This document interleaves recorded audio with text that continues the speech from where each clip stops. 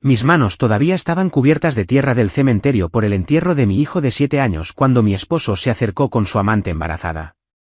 Me miró directamente a los ojos, me entregó los papeles del divorcio y dijo, firma para el viernes. Los dolientes jadearon. Mi madre me agarró del brazo. Pero yo no lloré. Lo miré, sonreí, y lo que hice a continuación lo cambió todo. La primera palada de tierra golpeó el ataúd de mi hijo exactamente a las 2:47 de la tarde. Sé la hora exacta porque estaba mirando mi reloj, contando los segundos, los minutos, las horas desde la última vez que había oído la voz de Ilaiche decir, «Te quiero, mamá», antes de subirse al coche de su padre para lo que se suponía que era un viaje de acampada de fin de semana. Tenía 7 años. Tenía un hueco entre sus 2 dientes frontales. Dormía con un dinosaurio de peluche llamado Señor Mordiscos que tenía desde los 3 años. Quería ser astronauta. Creía con cada fibra de su inocente corazón que su padre era un superhéroe. Y ahora, una fría lluvia de noviembre se filtraba en mi vestido negro mientras veía a unos extraños bajar a mi hijo a un agujero en el suelo. El cementerio de Willow Creek se asentaba en una colina con vistas al pueblo, rodeado de robles centenarios cuyas hojas se habían vuelto del color de la sangre seca. El cielo tenía el tono del hormigón húmedo, presionándonos como un peso físico.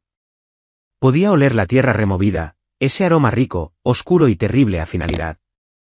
Las palabras del sacerdote eran murmullos lejanos, sílabas sin sentido que no podían penetrar el muro de hielo que se había formado alrededor de mi corazón hacía 3 días, cuando el policía estatal llamó a mi puerta.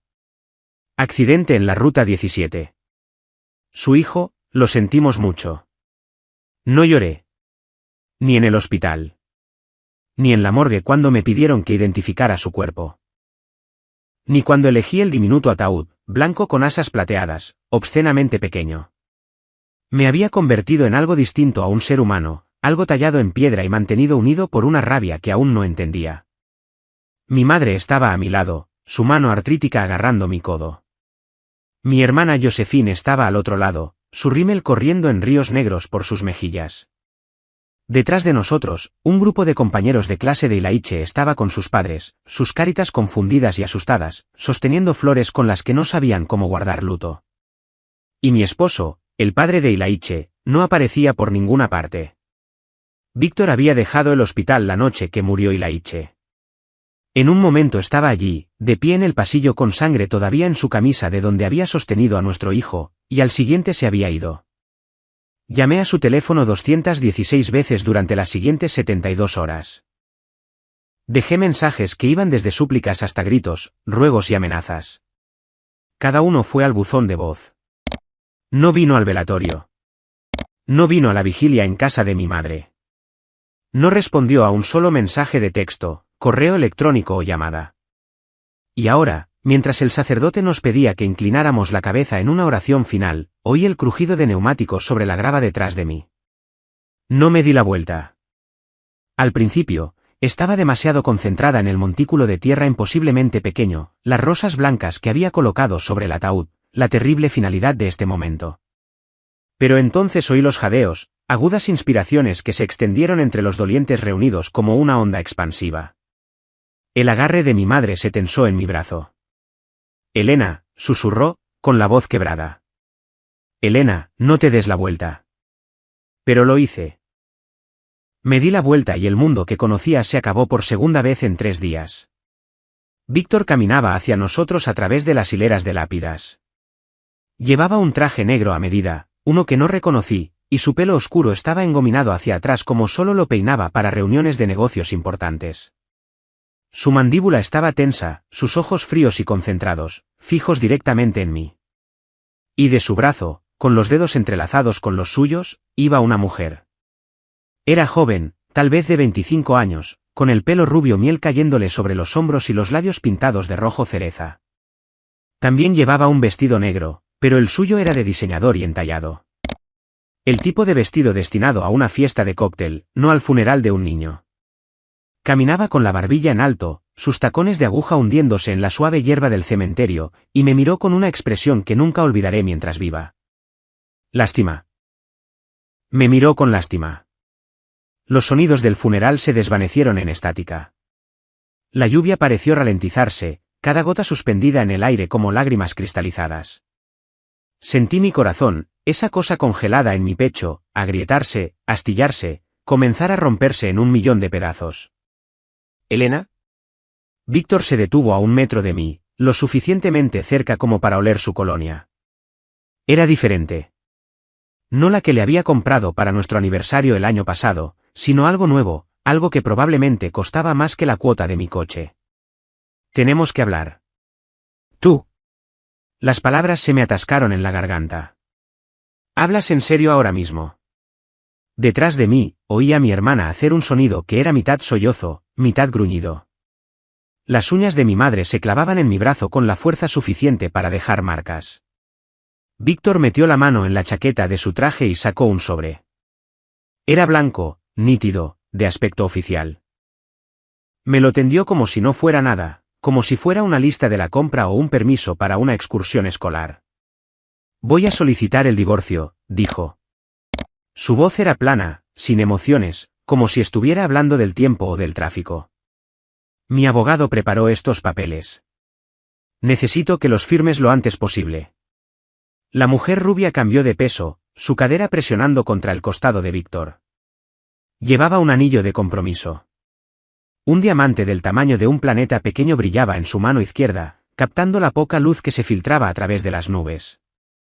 Miré ese anillo. Miré a mi esposo. Miré la tumba abierta detrás de mí donde nuestro hijo, yacía en un ataúd blanco con asas plateadas. Me estás dando los papeles del divorcio, dije lentamente. En el funeral de nuestro hijo. Víctor tuvo la audacia de suspirar, como si yo estuviera siendo difícil. No quería hacerlo de esta manera, pero no abrías la puerta de casa. Y mi abogado dijo. Tu abogado dijo. Mi voz subía ahora, quebrándose en los bordes como hielo fino. Víctor, nuestro hijo está muerto. Está en el suelo, justo ahí. Señalé la tumba, mi mano temblando violentamente. Y traes a tu amante a su funeral y me entregas los papeles del divorcio. Por favor, no hagas una escena, dijo la mujer rubia. Su voz era suave, culta, con el más leve indicio de acento sureño. Esto es difícil para todos. La miré fijamente. Algo en mi pecho se encendió. No la rabia fría que había estado conteniendo, sino algo más caliente, más brillante, más peligroso. ¿Quién diablos eres tú? Ella sonrió. Era una sonrisa paciente, del tipo que le darías a un niño que tiene una rabieta. Mi nombre es Vanessa. Soy la prometida de Víctor. Llevamos juntos 2 años, y creo que es hora de que todos avancemos con honestidad. 2 años, repetí. El número aterrizó como un puñetazo en el esternón. Y Laiche tenía 5 años cuando empezaste a acostarte con su padre. La sonrisa de Vanessa vaciló solo por un momento. Yo no lo diría de una forma tan cruda. Pero tú no tienes derecho a hablar. Me volví hacia Víctor, todo mi cuerpo temblando ahora. No tienes derecho a venir aquí, a la tumba de nuestro hijo, y hacer esto. No tienes derecho a estar ahí con tu amante embarazada. Me detuve. La mano de Vanessa se había movido casi inconscientemente para descansar sobre su estómago. Fue leve, casi imperceptible, pero lo vi. Vi la curva protectora de su palma, el ligero bulto debajo de su vestido de diseñador. Estaba embarazada. La mandíbula de Víctor se tensó. Elena, quería decírtelo adecuadamente, pero dadas las circunstancias. ¿Dadas las circunstancias? Mi madre dio un paso adelante, su cuerpo de 73 años temblando de furia. Víctor, tienes que irte ahora mismo antes de que haga algo de lo que me arrepienta. Con todo el debido respeto, Margaret, esto es entre mi esposa y yo. Ella ya no es tu esposa, dijo Vanessa. No realmente. Y cuanto antes lo acepte, más fácil será para todos. Algo se rompió dentro de mí. Lo sentí romperse, como una banda elástica estirada demasiado, como una rama cediendo bajo demasiada nieve. Miré el sobre en la mano de Víctor, los papeles que disolverían 14 años de matrimonio, y extendí la mano y lo tomé. Los ojos de Víctor se abrieron ligeramente. No esperaba mi conformidad.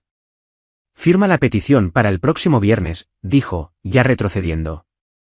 Mi abogado se pondrá en contacto sobre la casa, las cuentas, él. Víctor. Mi voz era tranquila ahora. Mortalmente tranquila. El tipo de calma que llega cuando has pasado por los fuegos del dolor y la rabia y has emergido como algo nuevo, algo más duro. Necesitas irte ahora mismo. Pero quiero que recuerdes este momento. Recuerda exactamente cómo estás de pie, exactamente lo que estás haciendo, exactamente con quién lo estás haciendo. Él frunció el ceño. ¿Qué se supone que significa eso? Miré el sobre en mis manos.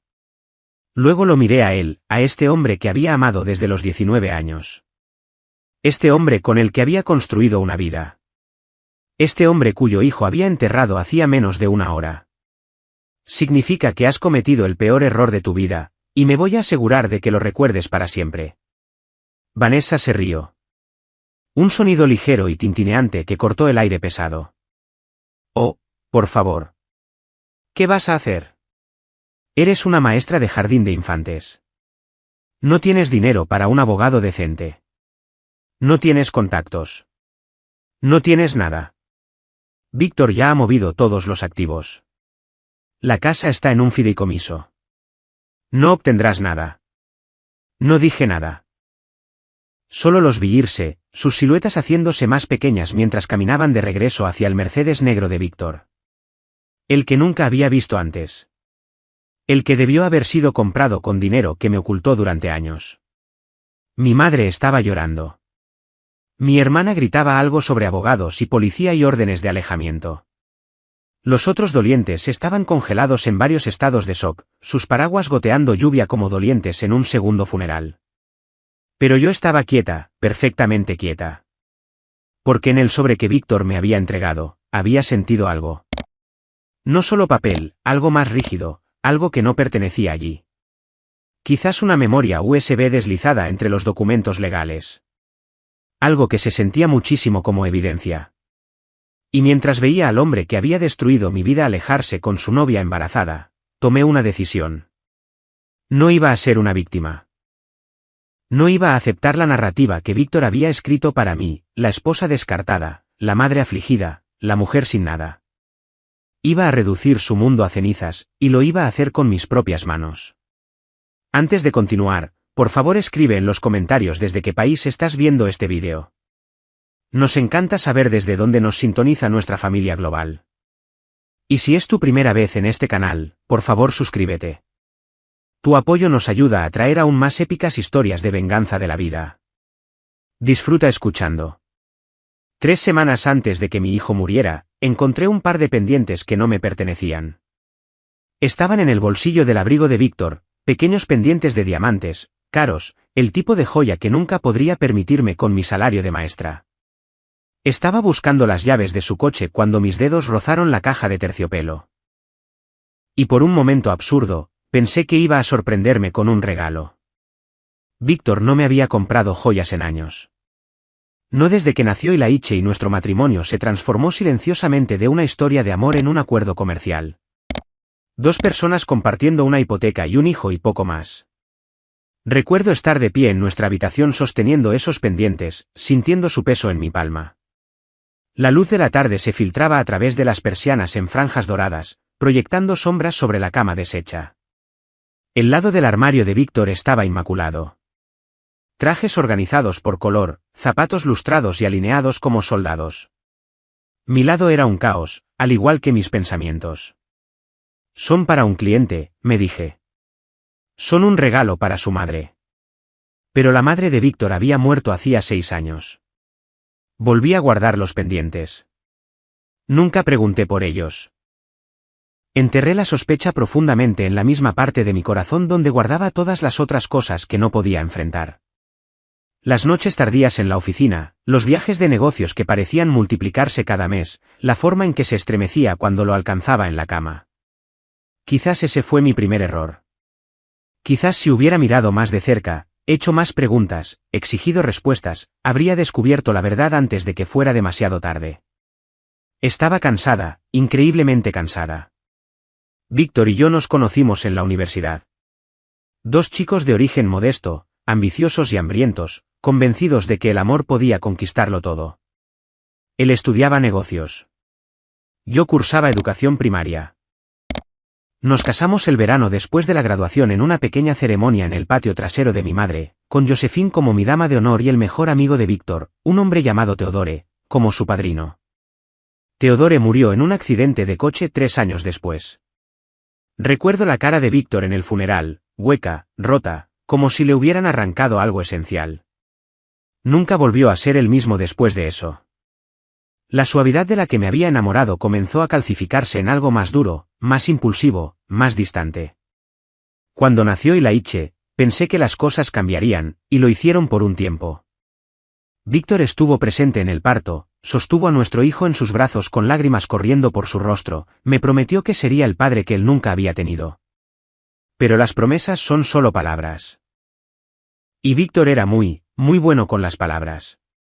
Para cuando Ilaiche comenzó el jardín de infantes, Víctor trabajaba 70 horas a la semana, viajando constantemente, convirtiendo su firma de consultoría financiera en algo lo suficientemente impresionante como para atraer la atención de personas que usaban relojes de $10.000 y discutían fusiones con botellas de vino que costaban más que mi presupuesto mensual de comestibles. Crié a nuestro hijo esencialmente sola.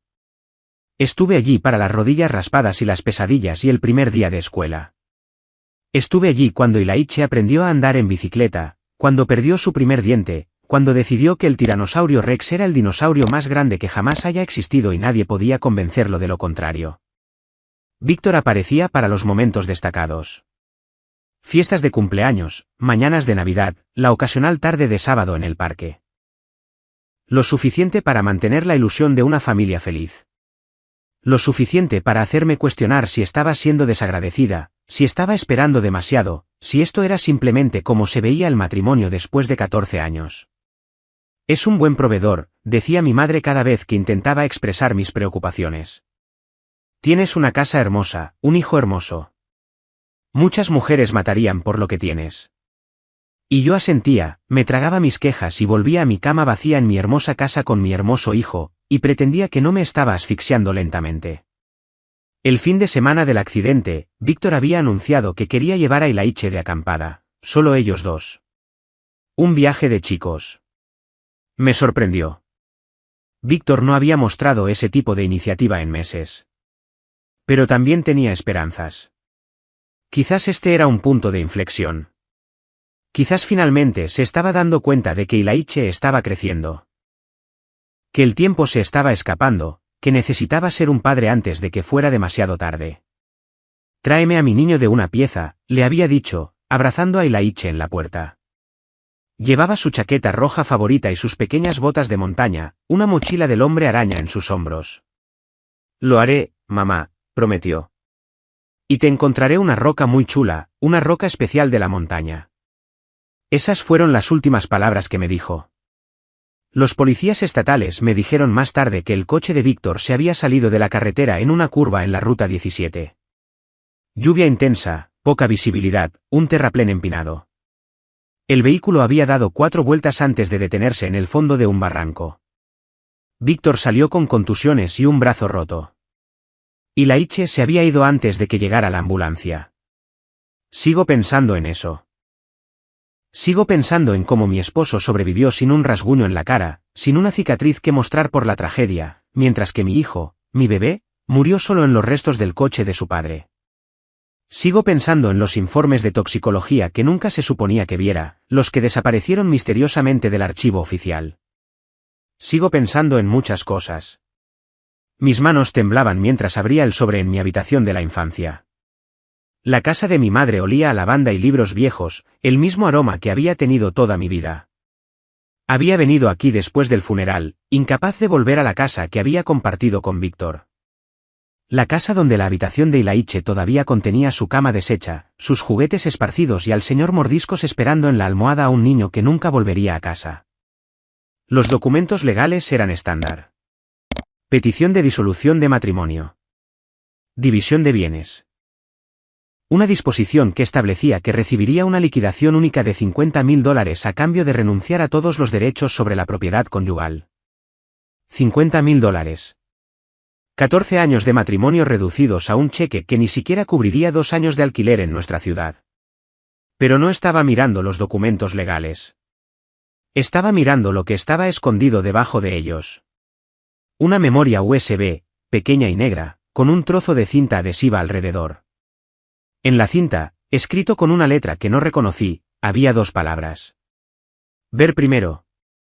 Mi portátil todavía estaba en mi bolso de cuando lo empaqué hacía 3 días, pensando que necesitaría algo para distraerme de la imposible realidad de la muerte de mi hijo. Conecté la memoria USB con dedos temblorosos y esperé. El archivo era un vídeo. 47 minutos de duración. Presioné reproducir. La pantalla mostraba una oficina, la oficina de Víctor en casa, la que estaba en el sótano de nuestra casa que mantenía cerrada con llave cuando no la usaba. Nunca había estado dentro. Siempre había dicho que era por la confidencialidad del cliente, que había documentos sensibles que no podía arriesgarse a que fueran perturbados. Víctor estaba sentado en su escritorio, y frente a él había un hombre que no reconocí. Mayor, de pelo plateado, con el tipo de cara que sugería que había pasado toda una vida haciendo cosas que nunca querría que nadie supiera.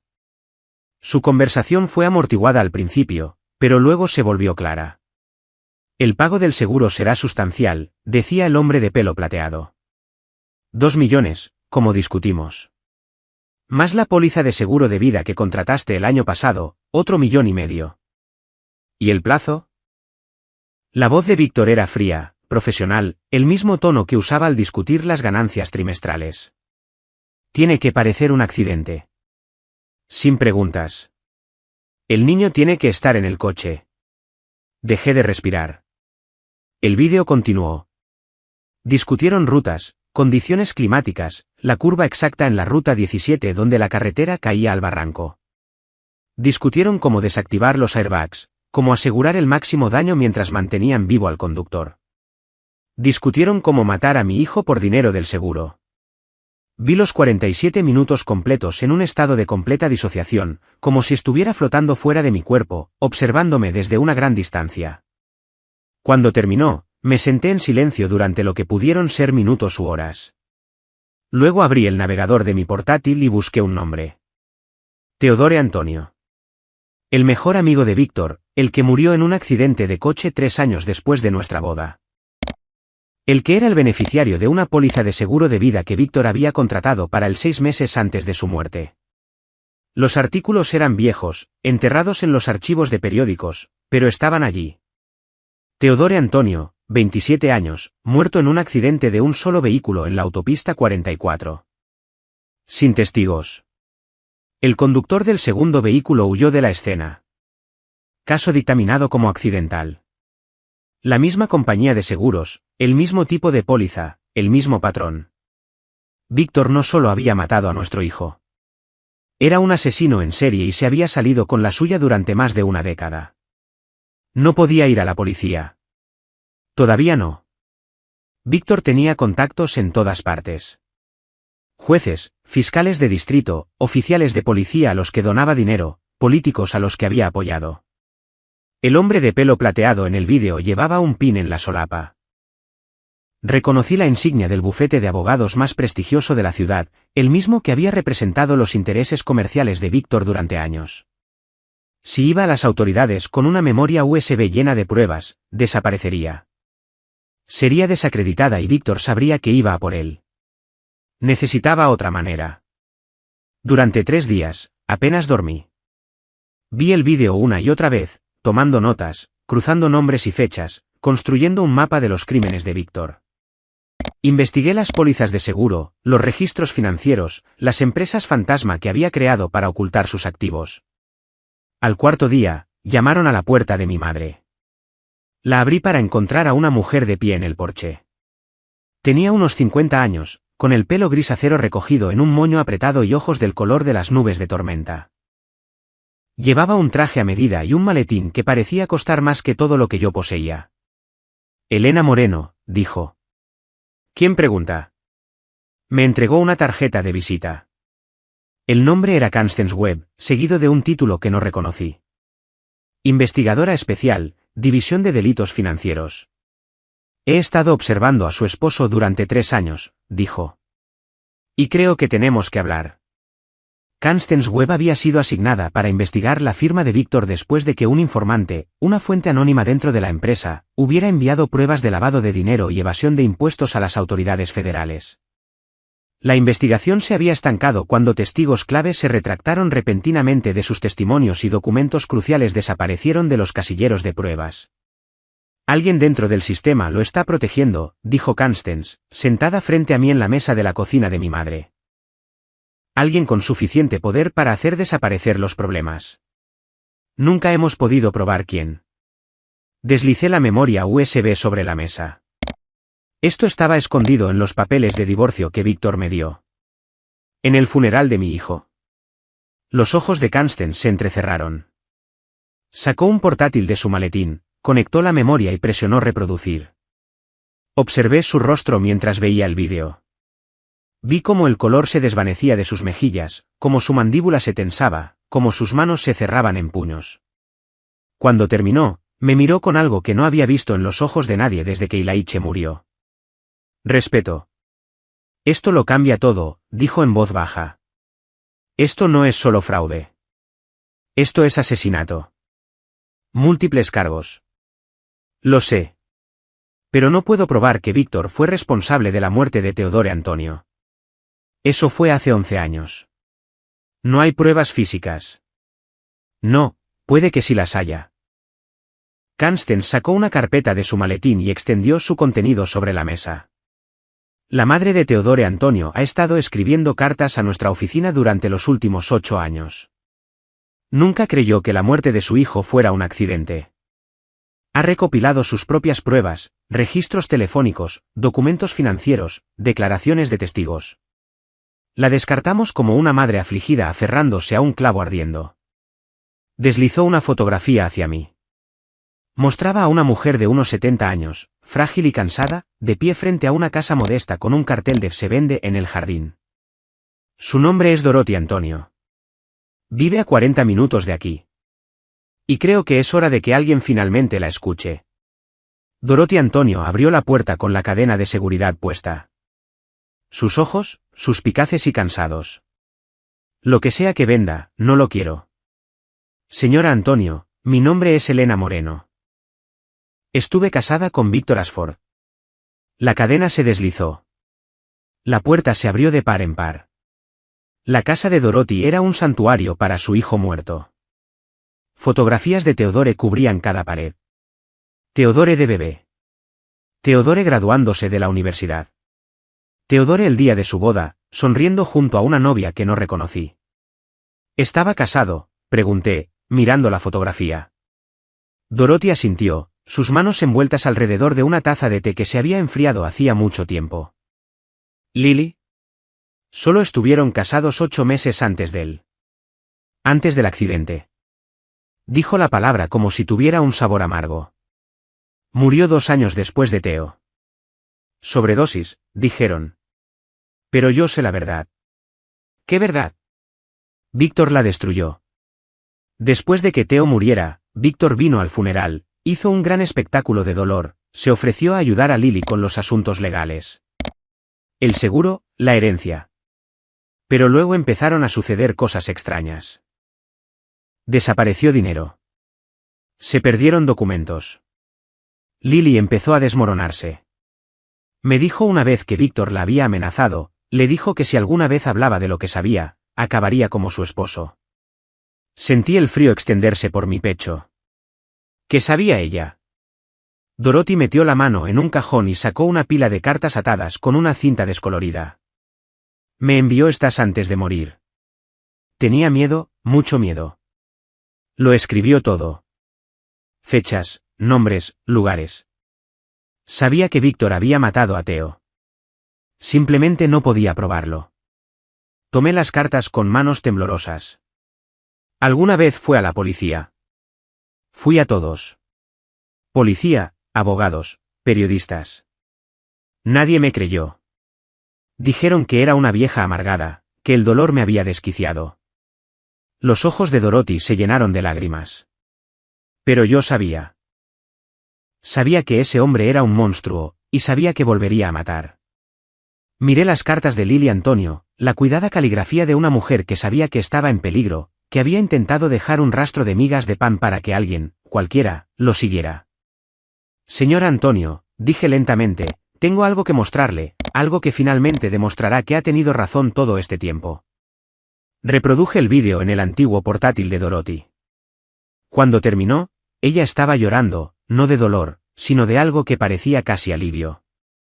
Finalmente, susurró. Finalmente, alguien me cree. Constance Webb y yo pasamos 2 semanas construyendo nuestro caso. Trabajamos en secreto, reuniéndonos a horas extrañas en lugares neutrales, comunicándonos a través de canales encriptados. Verificamos cada afirmación en las cartas de Lily, cruzamos cada registro financiero, identificamos a cada cómplice. El hombre de pelo plateado en el vídeo se llamaba Raymond Pierce, un socio principal del bufete de abogados que había estado protegiendo a Víctor durante años. También estaba en la junta directiva de la compañía de seguros que había pagado las pólizas después de las muertes de Theodore y Laiche. Era una conspiración que llegaba a los niveles más altos de la estructura de poder de nuestra ciudad, jueces, políticos, funcionarios de la ley, todos conectados a través de una red de empresas fantasma y cuentas en el extranjero que Víctor había pasado años construyendo. Pero teníamos algo que no esperaban. Me tenían a mí. Víctor es arrogante, dijo Constance durante una de nuestras sesiones de planificación nocturnas. Cree que es intocable. Cree que eres débil. Solo una madre afligida sin recursos, sin poder, sin nada. Te subestima. Bien, dije. Que lo haga. El plan era simple. Víctor necesitaba mi firma en los papeles del divorcio para finalizar la transferencia de activos a su nombre.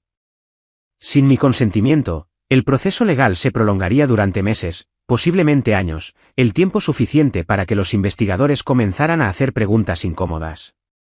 Le daría a Víctor lo que quería, pero no sin un precio.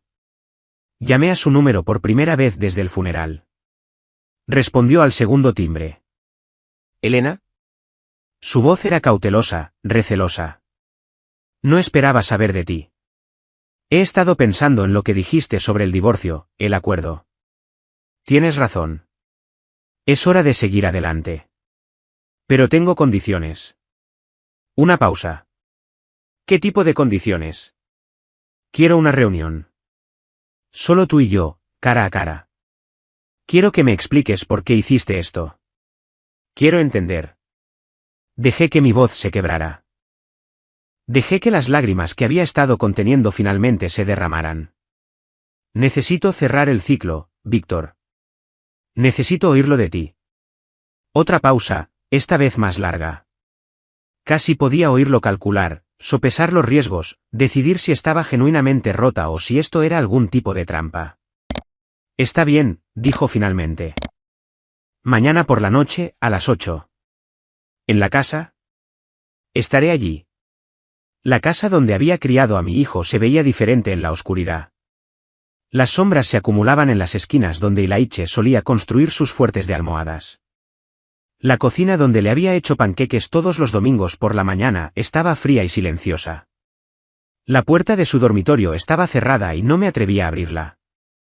Víctor esperaba en la sala de estar, con un vaso de whisky en la mano.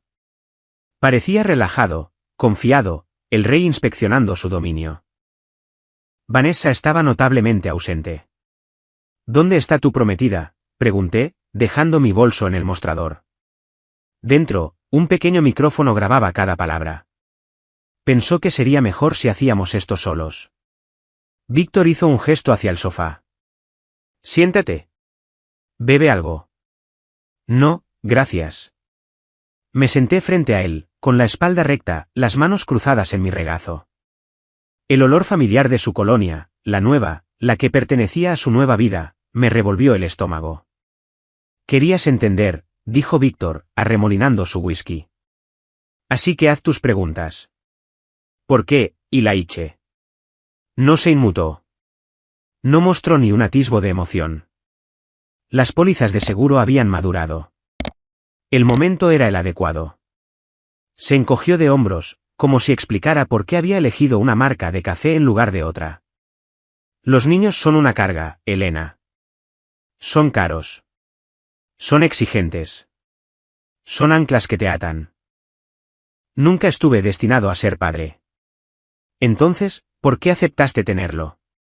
¿Por qué fingiste durante 7 años? Porque tú lo querías. Y en ese entonces todavía pensaba que podría hacer que esto funcionara. El matrimonio, la familia, toda la fantasía suburbana. Se rió, un sonido frío y vacío. Pero finalmente me di cuenta de que me estaba asfixiando. Necesitaba más. Necesitaba salir. ¿Y Vanessa? Vanessa me entiende. No hace preguntas. No exige nada. Sabe lo que soy y me ama de todos modos. Sabe que mataste a nuestro hijo. Víctor se inclinó hacia adelante, sus ojos brillando en la penumbra.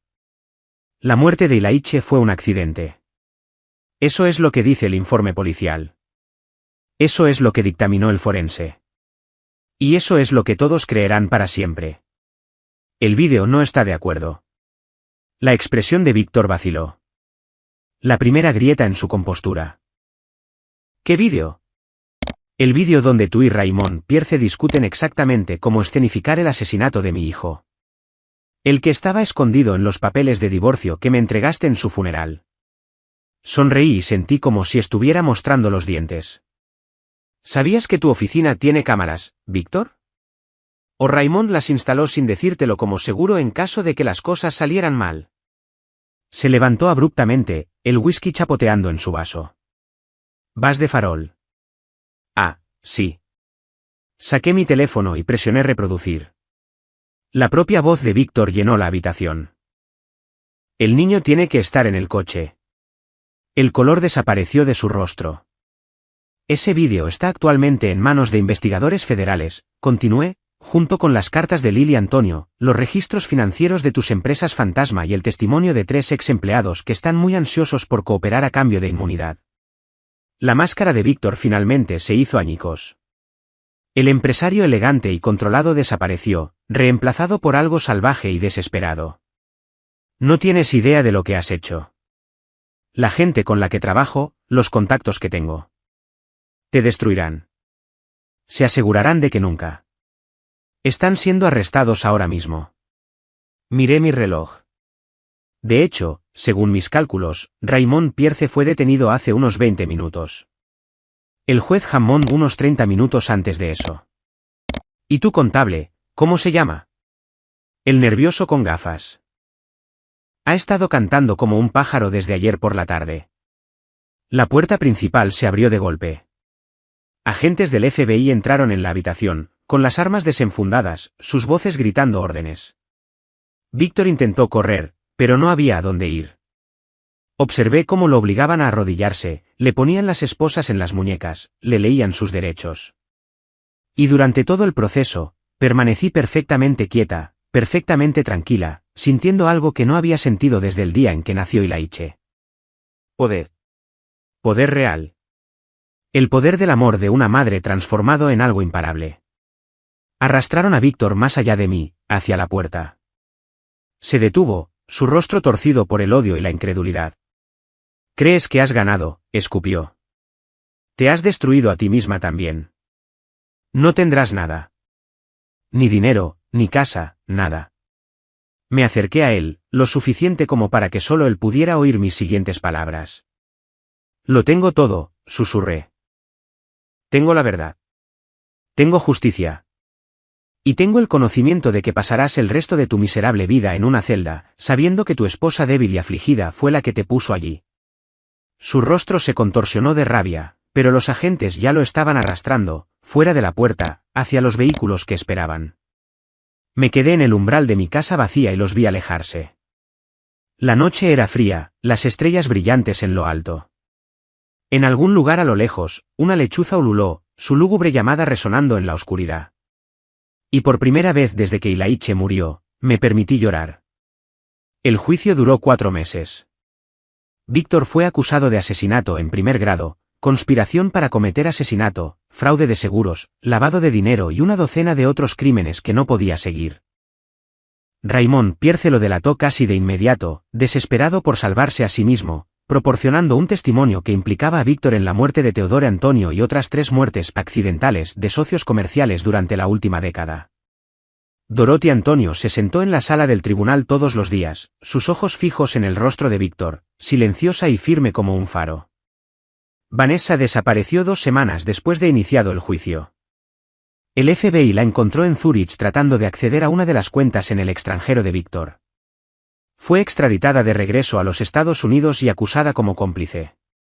El bebé que esperaba, el bebé de Víctor, nació en un centro de detención federal. Constance Webb fue ascendida. Dorothy Antonio finalmente recibió una disculpa pública del Departamento de Policía que la había ignorado durante 8 años. Los jueces y políticos corruptos fueron destituidos de sus cargos. Sus carreras destruidas, sus reputaciones en ruinas. Yo vendí la casa. No podía soportar vivir allí más. No podía pasar por la habitación de Ilaiche sin sentir que me ahogaba. Usé el dinero para comprar una pequeña cabaña en el campo, lejos de la ciudad, lejos de los recuerdos. Creé una fundación a nombre de Ilaiche, dedicada a ayudar a niños en hogares de acogida. Niños que necesitaban que alguien luchara por ellos de la manera en que desearía haber luchado por mi hijo antes de que fuera demasiado tarde. El veredicto llegó un jueves por la tarde. Culpable de todos los cargos. Víctor fue sentenciado a cadena perpetua sin posibilidad de libertad condicional. No estaba allí cuando el juez leyó la sentencia. Estaba en el cementerio, sentada junto a la tumba de Ilaiche, diciéndole que todo había terminado.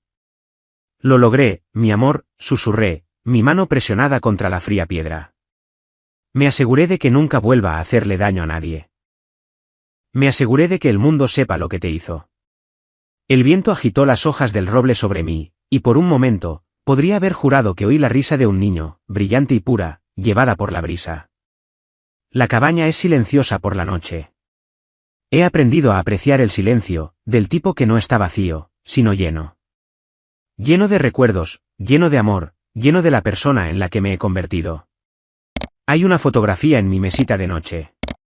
Ilaiche a los 5 años, con el hueco entre los dientes y sonriendo, sosteniendo una roca que había encontrado en el patio trasero. Una roca especial, la había llamado. La roca más especial del mundo. Encontré esa roca en el bolsillo de su chaqueta cuando estaba empacando sus cosas. La guardo en mi cómoda ahora, junto a la fotografía, junto al señor Mordiscos, que todavía espera en mi cama cada noche. A veces sueño con él. No las pesadillas. Esas se han desvanecido en su mayoría. Sino los buenos sueños, aquellos en los que corre por un campo de flores silvestres, riendo, llamándome para que lo siga. En esos sueños, no es un fantasma. Es solo mi hijo, vivo y feliz, eternamente joven. Sé que llevaré este dolor por el resto de mi vida. Nunca desaparecerá, nunca sanará por completo. Pero ahora se ha transformado en otra cosa. No solo dolor, sino propósito. No solo pérdida, sino amor que se niega a morir. Víctor me escribe cartas desde la prisión. A veces. Nunca las abro. No necesito leer sus justificaciones, sus excusas, sus patéticos intentos de hacerme entender. Algunas personas simplemente nacen vacías, recipientes huecos que imitan la emoción humana sin sentirla nunca de verdad. Víctor era uno de ellos, y nada de lo que pudiera decir cambiaría lo que hizo. La memoria USB que lo cambió todo está guardada en una caja de seguridad, junto con todas las pruebas, todas las cartas, toda la prueba de los crímenes de Víctor. La guardo allí como un seguro, como un recordatorio, como un testimonio del hecho de que incluso los monstruos más poderosos pueden ser derribados por alguien a quien subestiman. La semana pasada, recibí una carta de Dorothy Antonio. Se ha mudado a una comunidad de jubilados en Florida, un lugar cálido y soleado, donde puede pasar sus años restantes en paz. Me agradeció por darle un cierre, por validar finalmente lo que había sabido en su corazón durante más de una década. Me salvaste, escribió. Pero más que eso, salvaste a todos los que podría haber herido en el futuro. Eres una heroína, Elena. Nunca lo olvides. No estoy segura de creerle. No me siento como una heroína. Me siento como una madre que lo perdió todo, que salió del abismo a garras, que encontró la fuerza para levantarse cuando todo lo que quería era tumbarse y morir. Pero quizás eso es lo que realmente es el heroísmo. No la ausencia de miedo, sino la decisión de seguir luchando de todos modos. No la ausencia de dolor, sino la negativa a dejar que te destruya. Esta noche, mientras me siento en mi porche y veo el atardecer sobre las colinas, pienso en la mujer que solía ser. La esposa que ignoró las señales de advertencia, que se dijo a sí misma que todo estaba bien, que tenía demasiado miedo de hacer las preguntas difíciles. Esa mujer ya no existe. En su lugar hay alguien más fuerte, alguien más dura, alguien que nunca más dejará que nadie la haga sentir pequeña, débil o impotente. Pienso en Ilaiche todos los días. Pienso en su risa, su curiosidad, su absoluta convicción de que el mundo estaba lleno de maravillas. Pienso en el astronauta que nunca llegará a ser, la colección de rocas que nunca completará, el hombre en el que nunca se convertirá. Y pienso en el momento en que Víctor entró en el funeral de nuestro hijo con su amante del brazo y los papeles de divorcio en la mano, absolutamente seguro de que me había roto sin remedio. Estaba equivocado. Pensó que estaba terminando mi historia, pero en realidad, solo me estaba dando una razón para comenzarla. Porque el duelo, he aprendido, es solo amor que no tiene a dónde ir. Y yo elegí darle un lugar. Elegí darle dientes. Gracias por ver. Si esta historia resonó contigo, por favor dale a me gusta, suscríbete y compártela con alguien que necesite escucharla. Eres más fuerte de lo que crees. Nunca dejes que nadie te convenza de lo contrario.